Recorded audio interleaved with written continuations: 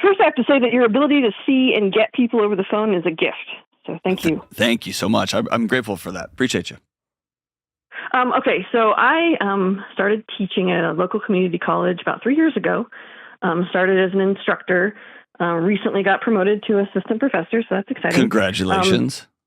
Thanks. But every semester, as you probably know, I think you said you taught in the colleges, we get student evaluations, and I tend to, I do hide from those.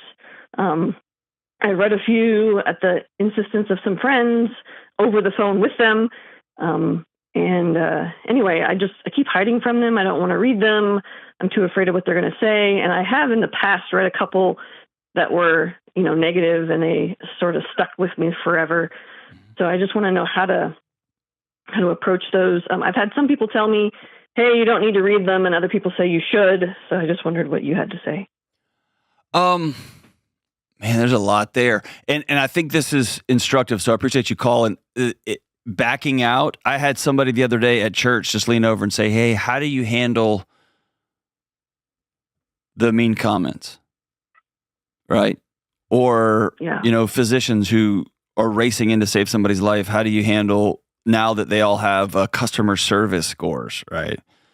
And all of us are surrounded by metrics that try to sum up the complexity of human interaction into a number, right? And it becomes if we let those metrics, there's a brilliant book. My buddy Michael Easter pointed it to me. Brilliant book by the author's last name is Nguyen, Nguyen, I think. And it's called The Score. I highly recommend you read it. Okay. Because it talks about, he's a philosophy professor who studies games and how games are bounded, right? They tell you what to care about, and then they give you the score of how to win that interaction, right? So on its face, basketball is kind of stupid. It doesn't make any sense in the practical sense of, I need to get this ball 10 feet off the ground into a basket, right? But the game binds it and then gives us the rules for how we can get that ball in that basket, and then we all suddenly care about it, right? The problem is we've taken that same gaming scoring system and we've tried to metric everything, or you hear it like, if you can't score it, it does. If you can't measure it, it's not real, right? And we've tried to turn every human interaction into a series of like biological interactions. All I have to say is this. You have to ask yourself what game you want to be playing, number one. Are you into teaching to make everybody happy? I thought I was, but not anymore. Okay. And the second thing I want you to ask yourself is, any teacher their job is to be the iron that other iron rubs up against to help sharpen that iron, right? You're the whetstone and your students are dull blades. That's what teachers do. And that means by necessity, that friction is uncomfortable. Right? And we have a culture that's allergic to discomfort. They think everything should be frictionless. And so by its nature, teaching evals are going to try to distill down a relationship between a teacher and a student into a customer service eval. Right? Mm-hmm. And you've heard this for professors. There's become this implicit, unspoken contract. I'll give you an easy ride. You give me a good teaching eval, and we all move on about our lives. You get your A or your B. I get my good score, and we high five each other and move on. And what we've done by making that contract over the last 25 to 30 years is we've ended education. Right? Because by nature, this relationship should be uncomfortable for both the teacher and the student. So I tell you that to tell you this. Ask yourself if that's the game you want to play. Because you know how to play that game. You can get good teaching evals. It's pretty easy. All right? Or do I want to be a teacher whose students look back and say, that teacher pushed me and I'm a better fill in the blank because I had that person in my life? That's a long game and it comes at a short-term cost. And then let me ask you the complete opposite, okay? The teaching evals that you've read that have stuck with you, were they right? Yeah, actually, when I first started, I was new to the material. I mean, it was in my degree field, but I hadn't taught in a long time. And they said something like, just reads off the slides, doesn't know the material, no point coming to class. And in some ways that was true. I mean, I did rely heavily on the slides. Okay, hold on. Sit in that for a second. Yeah. Their feedback was right. Mm-hmm. Their feedback was right. And that hurts. That stinks. Yeah. Even if you were asked to teach a course that you weren't ready for, which happens to all, especially community college professors, but all professors, hey, I need you to teach this class. You got to teach this one. You got to teach this one. You're like, man, I haven't had that class since grad school. And that was 8 years ago, but I got to figure it out. And you're kind of learning it in real time and that feedback's right. And so the question I have for you is, since that you got that feedback and you metabolized it and you're like, man, there was something to it. Forget the score, just the notes, right? Is that right? And what have I done since then to make sure I address that? True, yeah. So for me, the teaching evals I always read them. And I know that I'm extra sensitive, and I want teachers who are sensitive. So the challenge for you is to not be so hard like your colleagues that have just said, I don't even read that crap anymore. But to also begin over time to have some toughening of your skin. That is, there's always going to be one or two grenade throwers in every room. And also, I have to put aside the other side of the bell curve, which is there's always going to be a couple of flower givers in every room too, right? Yeah. What's the core sentiment of what they said? This was a good experience for me. Thank you.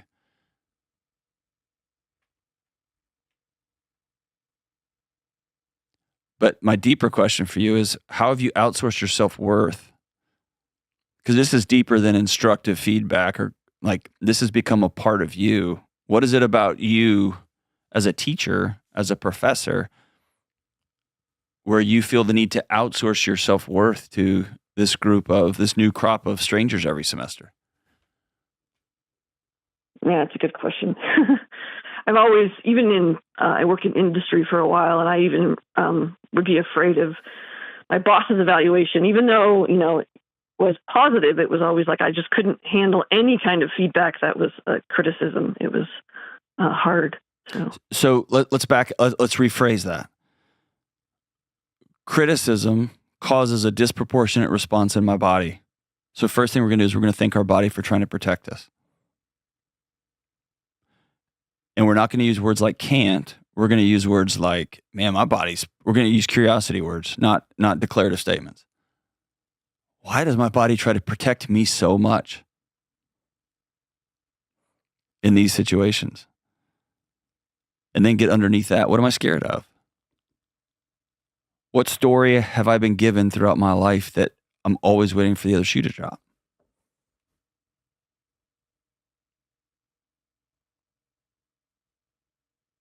Because then it turns your body not into an opponent, but it turns your body into a friend, a supporter, somebody trying to keep you safe. And then we're going to deal with, that I used to not be safe. I used to work in a job that given Friday, I could randomly be fired. I used to have parents who were very chaotic, and I had to. It was a dice roll whether I was going to get affection and have my needs met. But now I'm an adult, and now that's not the case anymore. Now I'm in a safe place.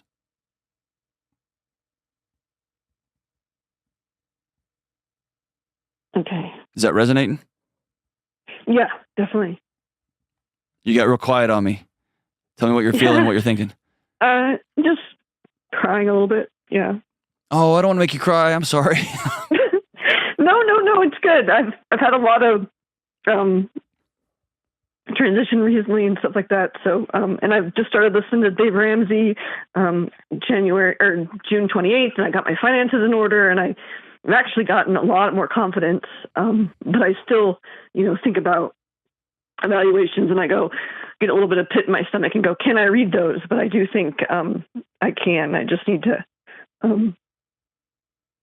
do what you're saying. Just it's not it doesn't tell me about my worth. It just gives me some feedback. And surprisingly, I usually have every semester a couple students that will thank me in an email, for whatever. And so I know that they're, majority of them are positive. It's just that, I'm just learning to handle any kind of criticism and be able to push past it. It in my world, my line of work, we call it speaker's math, where I can go speak to 1,000 people and 999 of them can tell me that was the greatest thing. I changed my life. I'm going to have a better relationship with my kids and marriage, yada, yada, yada. And one person can go, kind of sucked. And I won't sleep for a week. Like, part of that is, if you're good at communicating and building relationships with people, that means you have an openness. That means you have a relational vulnerability as a part of you. And that means for folks like us to do this work, we also have to accept some people are going to come at us sometimes. And then I get to choose what I do with that information. Okay. And it's not always pretty. I have, I don't read most of the comments on my stuff. I have a team, and Kelly will tell me, hey, this particular thing has really surfaced and bubbled up. We need to address this. Or I can't tell the difference between bots and real people. Who knows? I just don't know, right? And so I do read direct messages often I don't read the big long, hey, I need some help with these things, but I do read, people reach out to me directly. And some of that I can do something about, some of it I can't. And if I hear several things on a particular call that I think I blew it on, I usually know it. You know what I mean? Yeah. And I take that feedback and say I could do something better. And I have a group of people that I trust. For you, the exposure part of this is less about, all right, I'm just going to turn the fire hose on. It might be you sending them to a colleague who agrees to bucket them for you. Here's the overly negative, here's the overly flowery, and here's kind of the general sentiment. Or I'm going to read 4 of them today or 5 of them today, or I'm going to block off half a day and read all these evals, and I'm going to keep a note of agree, disagree, needs improvement, crushed it. I'm going to take a qualitative coding approach to that. Okay. But it's you doing something with that feedback, right? Yeah. But I think the bigger issue is feeling that pit of your stomach, feeling it, and then asking yourself, is this true? Am I going to lose my job? No. Have I evidently done a good enough job that I got promoted? Yes. Did I feel good about how I handled the material, how I did this job this semester? Yes. Are there always going to be people that just like everybody? Yep. Are there always going to be people who just hate everybody? Yep.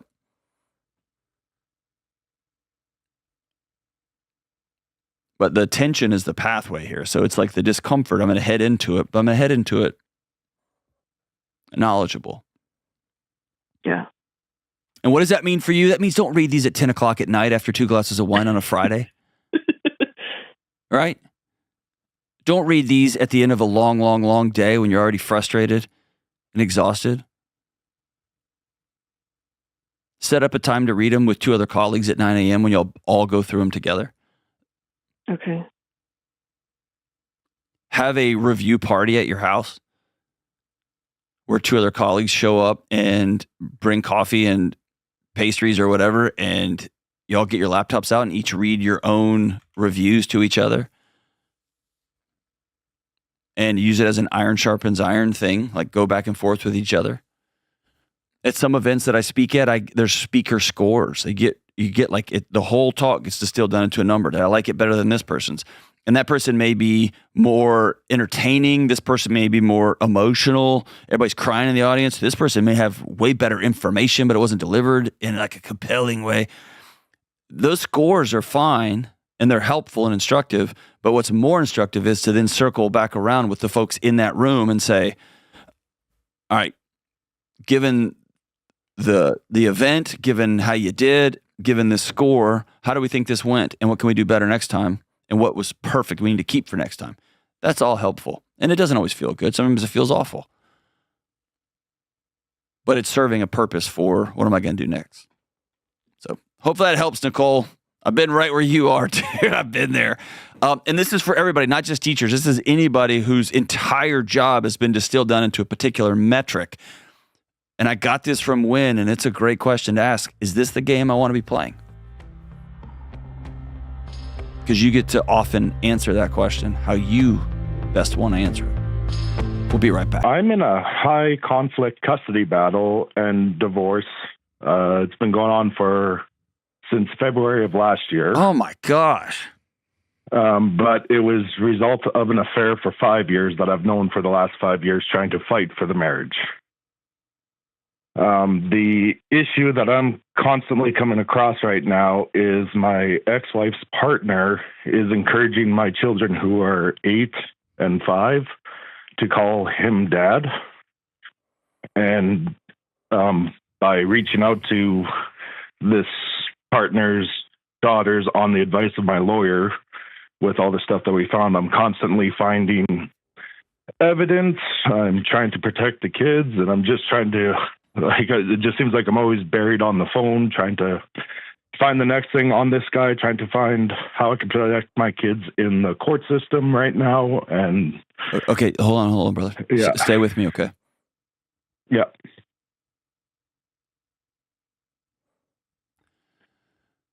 You're at war with somebody who for 5 years showed you they're dishonest, they have no integrity, and they don't care about you.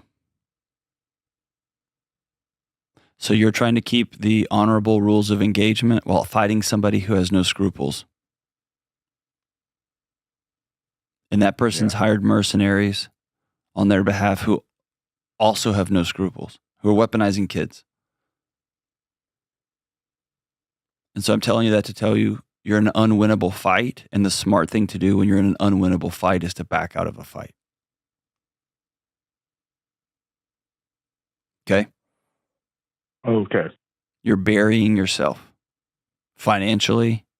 You're burying yourself emotionally. You're burying yourself spiritually.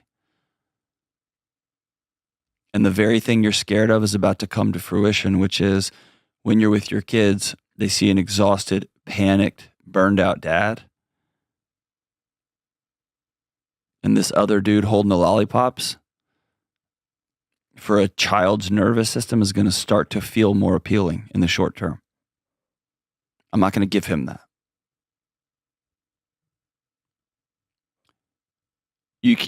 I don't think there's any law that says he can't say what he wants to be called in his own house.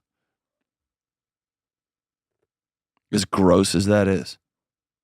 Well, so this is where, at first, if you would have asked me literally probably a year ago, this wouldn't be even a question.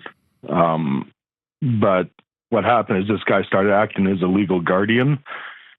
And does he have legal custody of your kids? No, there's no court order. There's no nothing. We're still in the early stages still. How are we still in the early stages of divorce after February?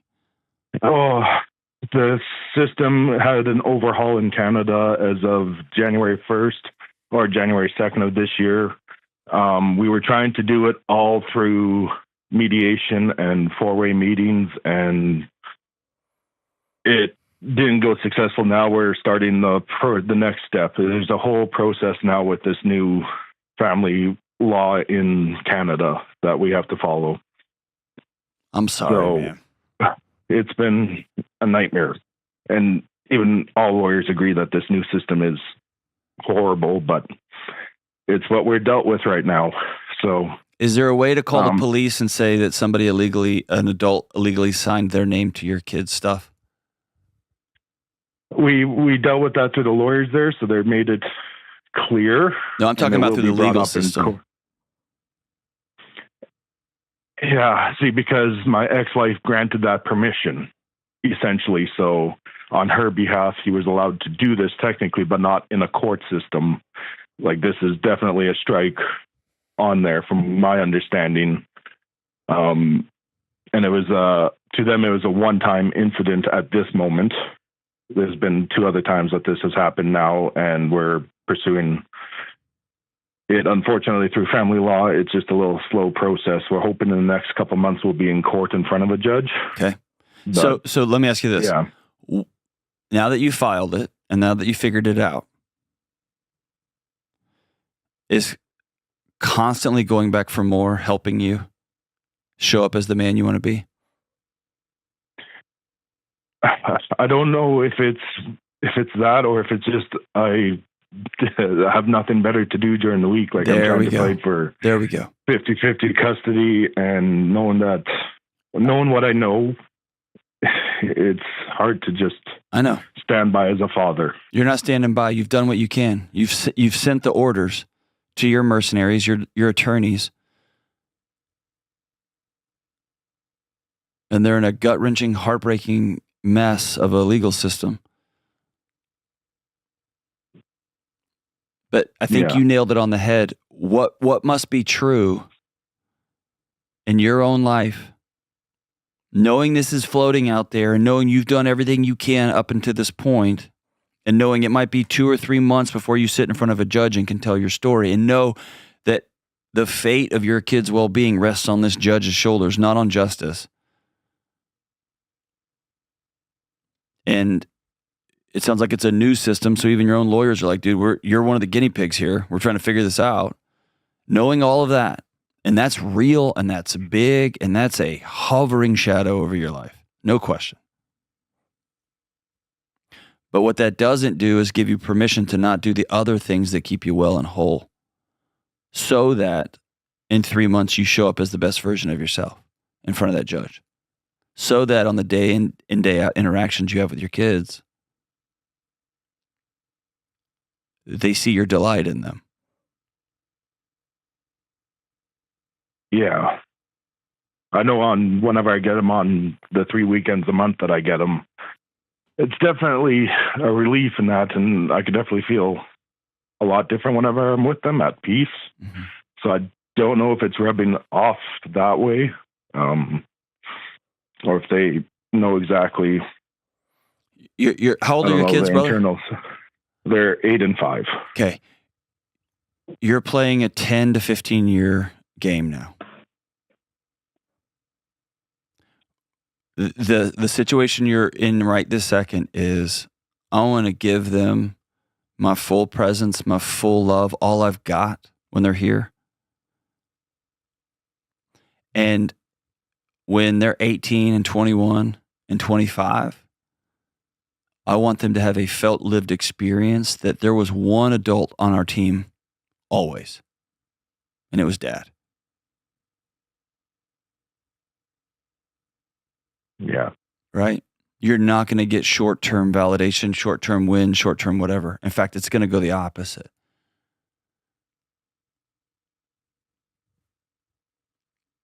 Because my guess is this person that you created these kids with is not a person of integrity. They care about themselves and only themselves, even to the point that they will not do what's in the best interest of their kids so that they can prop up an image of themselves and they can hurt you. And the war is not with the legal system. The war is not with the war is inside your own chest, which is, I'm not going to give them me.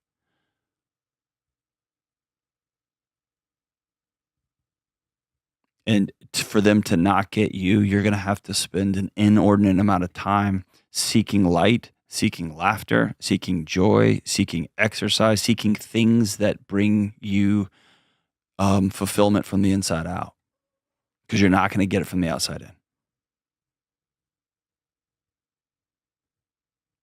Do you know what I'm saying? This is hard, what I'm saying. Yeah.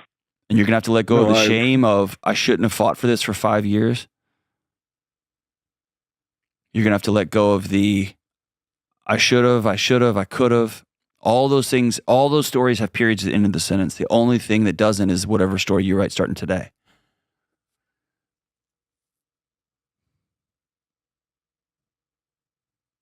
If you don't show up to court, if you don't file the papers, then you're not fighting. But you've done those things. Yeah. and pacing the house and stirring up and being angry and frustrated when your kids aren't with you, man, I get it, but it's not in service to you. It's you drinking poison all day hoping that your ex-wife gets sick.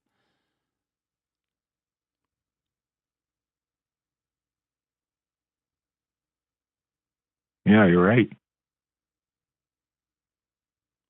And your kids need their dad, man. They've had everything else taken away from them. And the day will come when they're old enough for you to sit down and they say, Dad, why did you do this? And why didn't you do that? And you can say, I did the best I could with what I knew. Your mom hurt me real bad and I tried to love her as well as possible. Right, but that day's not today. They're 8 and 5. Yeah. I know they keep asking me why I made the wrong decision to leave. And yeah, that's always a tough one to try and. Yeah. And an 8 and a 5-year-old can't wrap their heads around reality. No. And so it's weathering those hard conversations, those hard statements, and you know what they're getting pumped full of on the other side of this deal.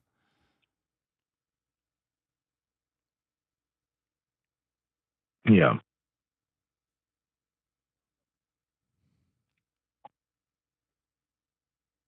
So then my thing is, how do I know the difference of protecting the kids, when to call it quits?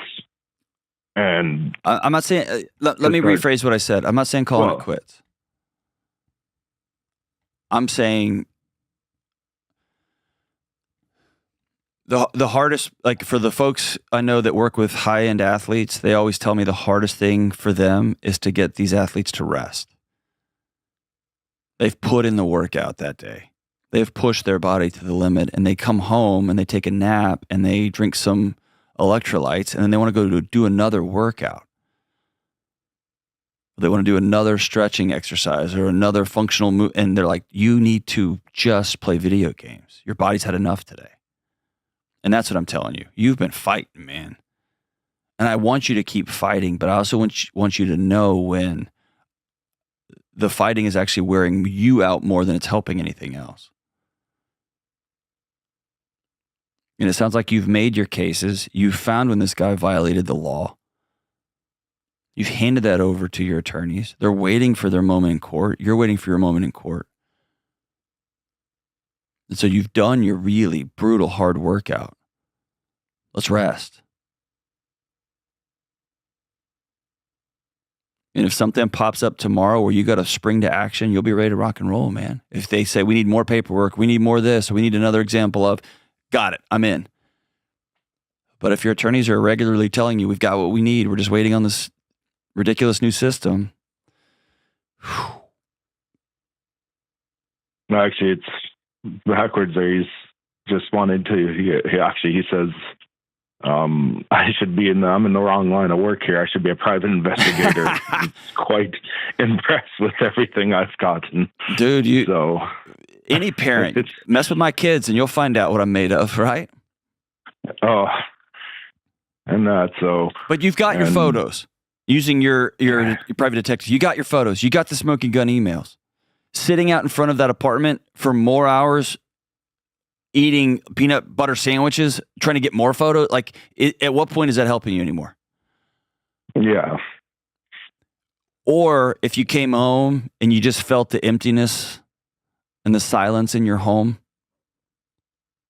and you let it wash over you and you pulled out some pencils and some paper and you drew your 5-year-old silly pictures and you wrote your 8-year-old an age-appropriate note, and you folded it in an envelope so every time they come see you, they leave with 15 pictures and letters from Dad.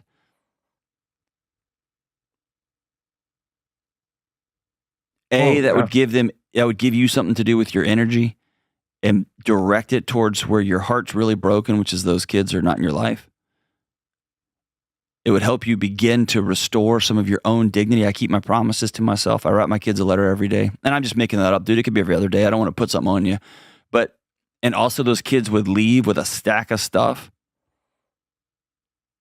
and maybe their new step parent or your wife, your ex-wife, throws them away.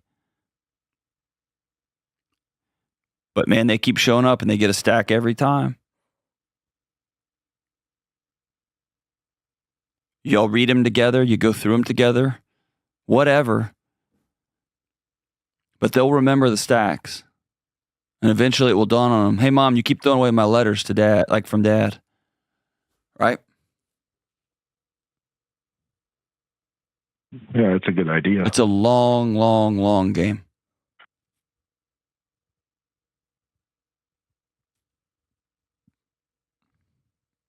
Yeah. And I wouldn't wish it on my worst enemy. I'm sorry you're working through it, brother. If you haven't already, I think it's time to go sit down with a professional, a counselor, just where you can be completely vulnerable and completely open. Say, I'm just hurting. I'm a dad who's had his kids ripped away. I'm a husband whose heart got ripped out of his chest for 5 straight years. I'm a citizen trying to do the next right thing. And the system, I'm watching my kids wither in front of me and the system won't help. The system designed to help me isn't helping. It's making it worse. Just having a place where you can share that, some other men in your life that you can sit down and talk with and share this grief with. An exercise plan, going to a movie once a week, a book club, going out and doing things, starting, join an improv group, go to a local church, starting things that I'm going to go be a part of because they inject life into me, into an otherwise lifeless body right now because my kids aren't here. It's doing those small things, man. And fight when you got to, but knowing when it's okay. It's time for me to put my gloves down. The round is over. So I can be ready to rock and roll the next time. Sorry, my brother. I'm heartbroken with you, dude. Jeez, man. Whew. Call us back in a few months when you get to go to court. I'm kind of invested in this now. I want to see how it goes out. My hope is the judge is 100% on your side, sees this madness for what it is, and lets a father who loves his kids actually love them. Thank you for the call, brother. Man. We come back. A woman asks how to handle negative student evals without letting them define her. We'll be right back. How do I get over what I would call an irrational fear of financial insecurity? Whew. Okay, so I'm going to frame it up for you, and then I want you to walk through it with me, okay? Yep. We're not going to get over this. We're going to go right through it. Okay. Okay. So going over it suggests there is something in the road that we need to avoid. And instead of doing that, I want us to say, no, this is a real thing, and it may have some merit. It may not. We're going to walk right through the middle of it. Cool. Okay. So Tell me what you're going on, what you're experiencing, what you're going through. What's your financial situation? Yeah, I mean, I would say when it started, my wife and I had our first child a little under 2 years ago. So she's coming up on her second birthday. And when our daughter was born, we made the decision. My wife always wanted to be a stay-at-home mom. And thankfully, we were in a financial position to do it.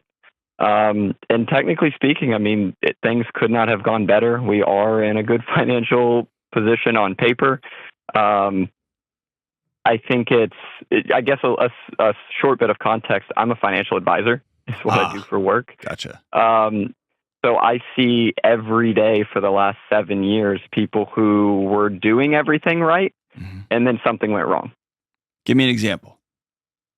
Lost their job, got sick, someone died, they became disabled.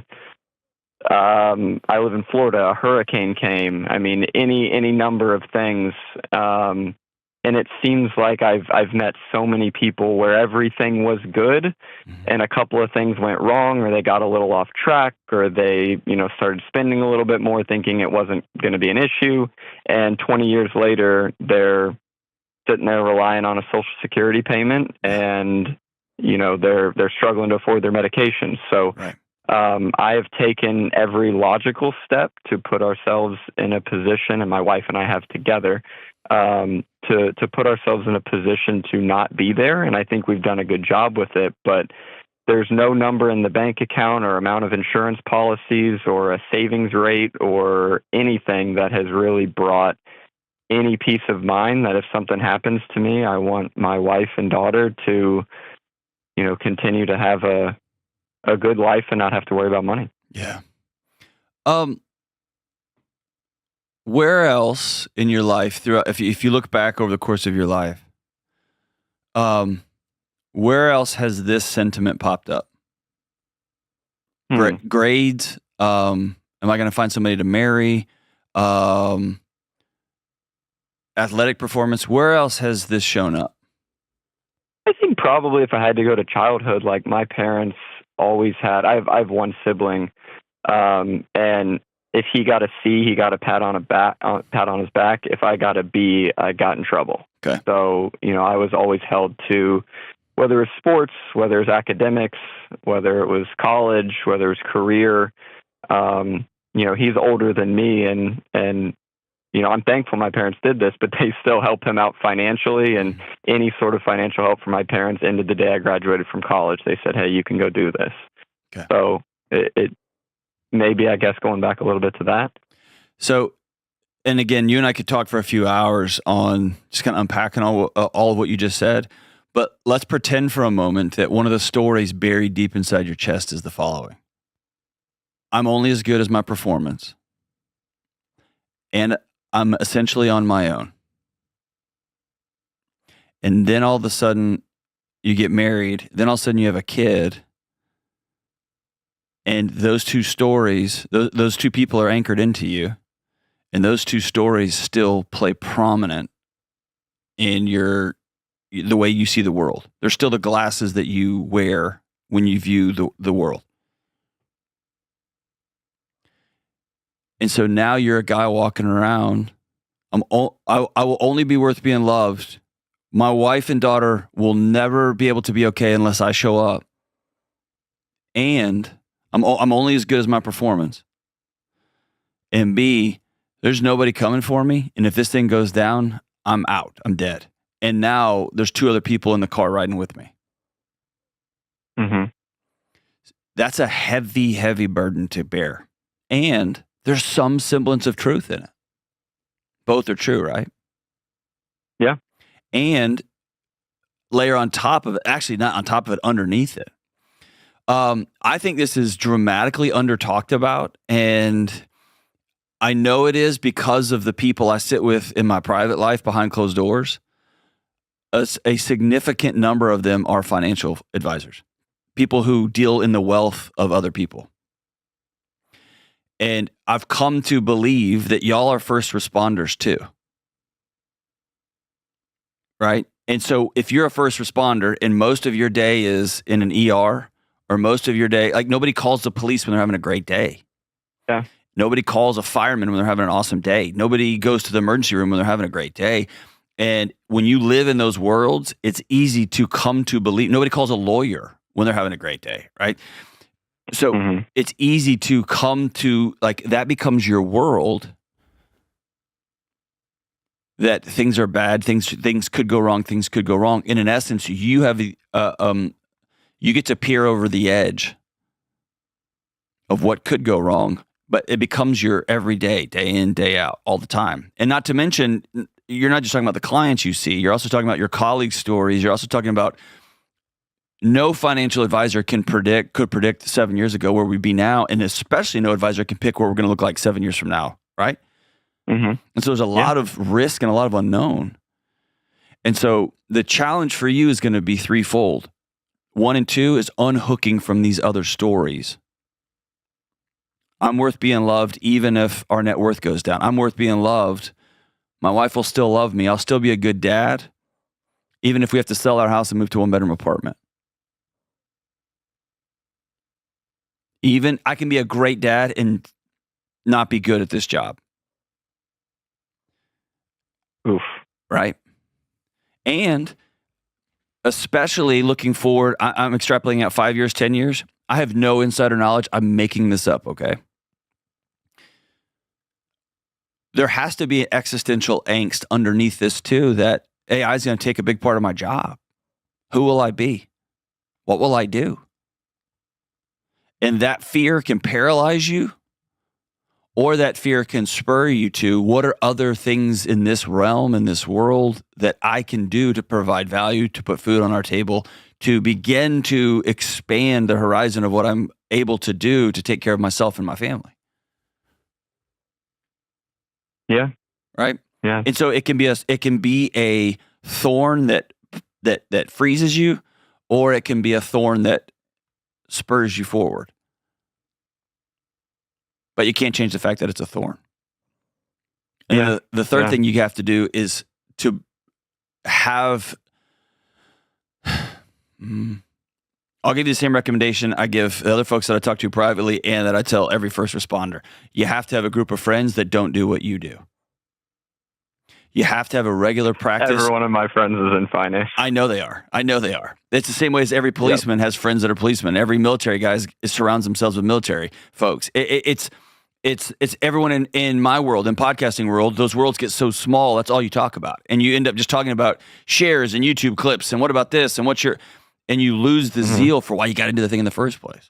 And so having friends that are outside of this thing, that have different worries, different joys, different laughter, it lets your body self-regulate. You go, right? Yeah. Regularly. I will say. Go ahead. Sorry to cut you off. I mean, the other thing, and because I do actually have some friends who are not in the world of finance, but honestly, like, it's such a prevalent topic, like especially in today's world of everyone's talking about their houses and their debts and their mortgages or their rent or their car payments or whatever. And, I find myself becoming incredibly anxious hearing about, I'll have friends that'll be like, oh yeah, I financed this, camera that I bought over 72 months. And it, like, hearing other people's financial decisions, because I think, and I try to be there to help, but I don't offer unsolicited advice to people who don't want it. But, hearing whether it's siblings or whether it's friends or it's people that I see making so many poor financial decisions, right? The average person is the person that calls into the Ramsey show, right? And it's, those, I want to be able to disconnect from those and just be like, hey, this is their life. And, I'm not going to agree with most of the financial decisions that other people make, but, beyond my own anxiety around my own situation, I find myself finding a lot of anxiety around other people's financial situations as well, especially when they're people I care about, because I know what that's going to lead to. Like, I've even seen it with my parents, and like, I'm not going to tell my parents what to do. And when they come to me for advice, great. But, I look at my dad and I'm seeing him, he's going to spin through everything and he's going to have nothing left. And that, I have a lot of fear for the people I care about in their financial situations as well. And so there's a difference between fear and anxiety. Fear is right. You should be worried about your parents. If they're making unwise financial decisions and you have sat down with enough people to see the train wreck coming that is their life, you're right to be scared. Anxiety is trying to go 20 years into the future and drag that problem home today and solve it for them, which you can't do. It can be a matter of you and your wife sitting down saying, hey, here's the reality I see before me and our families. We're going to have to put a little bit extra money aside because there's a strong possibility 1 or 2 or 4 of our parents are living with us someday. Cool. That is a thing I can do in the present to begin stacking bricks for a future flood. Okay. But once I make that, like, I'm going to stack 2 bricks a month. That's what I can do right now. Then the next thing is sitting in the grief. It's a bummer. And when you see everybody making financial mistakes, like you say, you said when you first called, like, I see people doing all the right things. If you're honest, a lot of people aren't doing the right things. Mm-hmm. You know what I mean? And so there is a collective. It's like being on the Titanic and watching people shoot holes in the bottom of the boat. Like, at some point, all of these decisions affect all of us. Mm-hmm. Right? If everybody just collectively one Monday decided to not pay their student loans back, that domino would be just like extraordinary, right? Yeah. Or if there's one tiny correction in this circular AI funding thing going on, we're all in for a ride, right? And so I have to recognize my fear, my frustration, all that is real. And then I have to go back to what can I do right now with the limited power and scope I have. I can love really well. I can make sure that I'm in service to myself so that I can show up and do these really hard jobs. I can be sober and honest about the future. And then I'm going to bring you back to a buddy of mine who's a finance guy. Man, this one sentence changed my life. It may not change yours at all. But this is years ago when I was in the throes of anxiety. I was right actually the age you were. Like, I had a young kid. I was married. I was starting to feel this, just the squat bar of life just started getting piled up with weight that I didn't think I was strong enough to hold. And I was just berating him. What if this happens? And what if the dollar does this? And what if crypto does this? And what if this moves and this Spain defaults here and it rolls over to Argentina over here and Brazil's oil exports dry up here? And he finally looked at me and said, "Hey, John, I don't have a meteorite plan." And that, he said, if a meteorite hits the world, which is what you're describing, I'll deal with that then. And for whatever reason, that sentence freed me. Because this guy said, he's not a Ramsey guy at all. He's a banker. So his job is debt. And he writes checks for his cars. He has no no home payment. They bought a smaller house than him and his wife could have.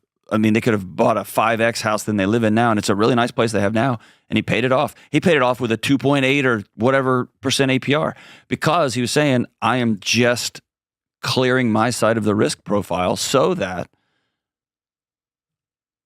all of the best case if a meteorite hits. But I'm not going to spend my days worrying about what happens if a meteorite hits because the world will be so different when it does hit that any of my pre-planning is going to be futile. Unless I have $1 billion and I can build one of these bunkers that supposedly people are building, right? And even then, they'll run out of food and electricity. And if somebody knows where your bunker is, that's where 1 million people are going to head, right? So it just is what it is. But that line of, I don't have a meteorite plan, for whatever reason, it set me free. Yeah. Well, I've never, thought about it myself. One of my most common things I tell my clients is we can't plan for Armageddon. There you go. Which is basically the same exact thing. But, and so if you kept a journal of the things that make you uncomfortable, make you nervous, that's right. And then if you had a thing that said Armageddon and you're like, yeah, I can't, if that happens, I can't deal with that. And here's a couple other tips and tricks that I do myself and that I give to first responders. If you have somebody that you're sitting down with and their dad sports gambled all their money away, or fell in love with some catfishing scheme and sent away all his stuff, or got dementia and all of a sudden they didn't have a will and yada, yada, yada, yada. Take the time at the end of your day to write that person a letter that you'll never send. Grieve with them. Be sad with them. But what you're doing with their story is you're getting it out of your body and putting it on paper. You're distancing yourself from their story. Because at the end of the day, whatever happens in their life is happening to them, not to you, not to your wife, not to your daughter. But it's a way for your body to put a period at the end of their sentence. It makes a lot of sense. Right? But it's a practice. It's a health and wellness practice for first responders. Okay. And not, internalizing and taking everything that happens out there and picturing it happening in my own life. Correct. And I'll also, I'm going to send you a copy of Building an Unanxious Life. And thank you for honoring yourself and all of us by going behind closed doors and helping calm the fears of a world spun out of control in the financial world. You're a good man, dude. We come back. A man asks how to protect his peace while fighting to protect his kids in a high conflict custody battle. Yikes. We'll be right back.